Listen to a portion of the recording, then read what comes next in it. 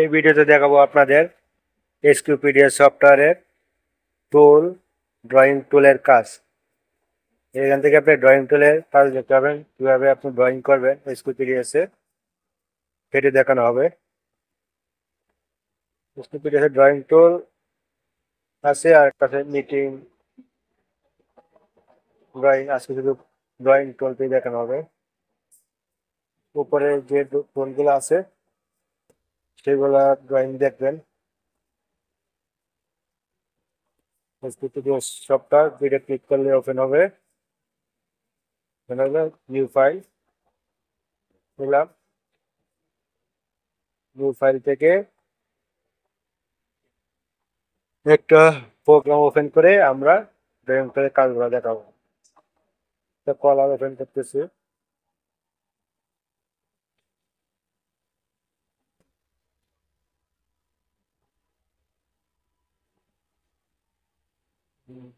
কলার ওপেনের পরে আমি প্রথম থেকে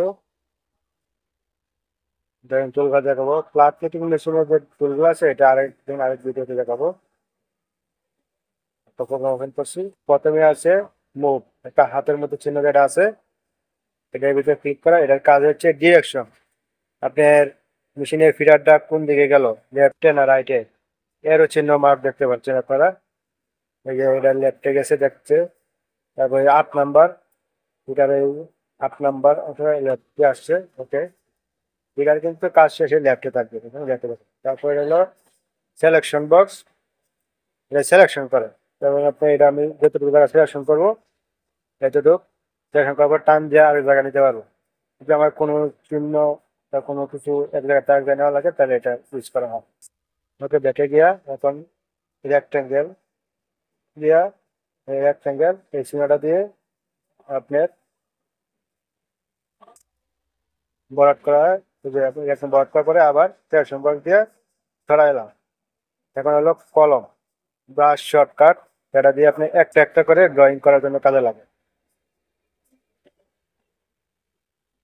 একটা একটা করে ব্রাশ শর্টকাট করলাম, নিয়ে ক্লিক করলে একটা কালার আপনি বসানোর জন্য এটা ইউজ করা হয়।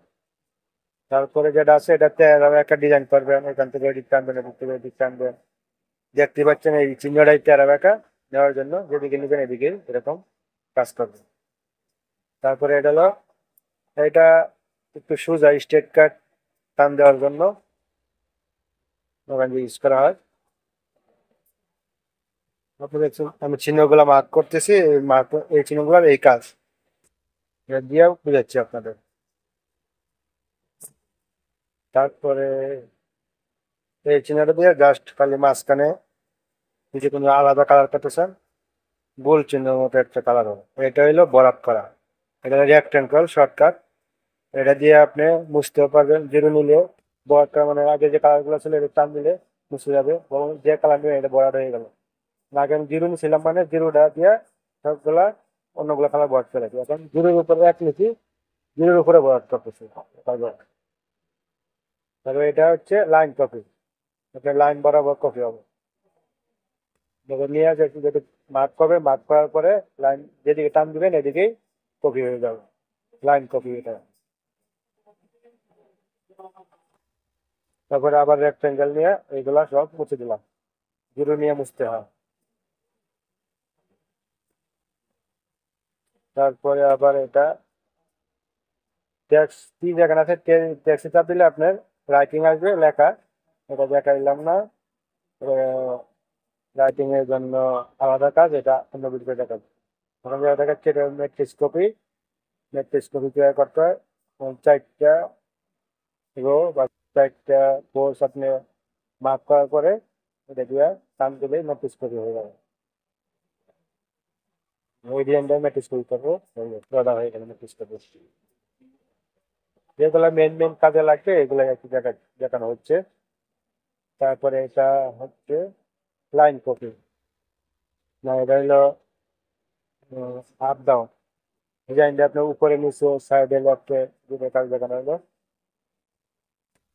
তারপরে এটা হলো ফিল, কালার চেঞ্জ করবেন, একটা কালার উপরে একটা কালার পুরো আলাদা চেঞ্জ করবেন, তাহলে ফিল নিয়ে কালার নিয়ে ফিল দিলে কালার চেঞ্জ হয়ে যাবে।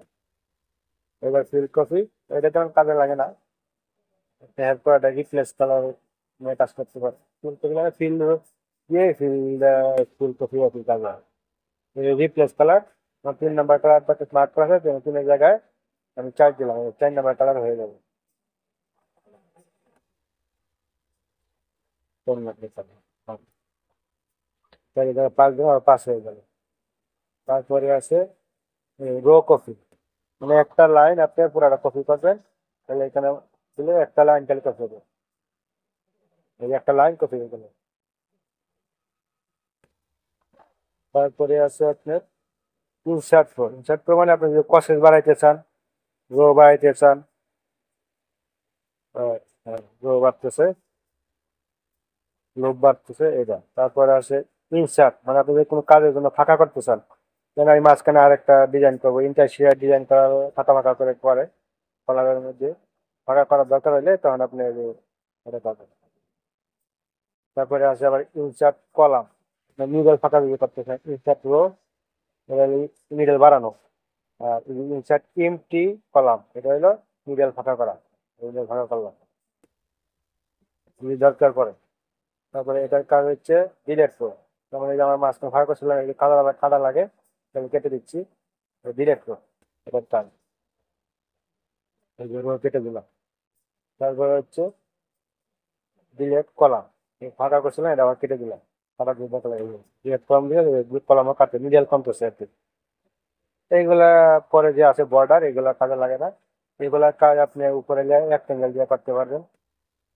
মার্ক করলে এটা রেক্টেঙ্গেল, এই বর্ডারের কাজটা হচ্ছে কি, এটা যে ডিজাইনের ভিতরে পুরাটা মাত্র ডিজাইন করলে পরে কাজে লাগবে, এটা হবে না এভাবে, ডিজাইন করা লাগবে, আপনি আপনার ডিজাইন দেখাচ্ছেন না, এই কারণে এটা কাজ লাগবে। এটা আপনি ওই রেক্টেঙ্গেল নিলাম, বর্ডার করাই লাগে, তাহলে এটা ওইভাবে করে নিতে পারবেন, ওই রেক্টেঙ্গেল দিয়ে করে নিন। এটা ডিজাইন করা করতে লাগে, ডিজাইন যদি করি নাই তাহলে এটার কাজ দরকার নেই।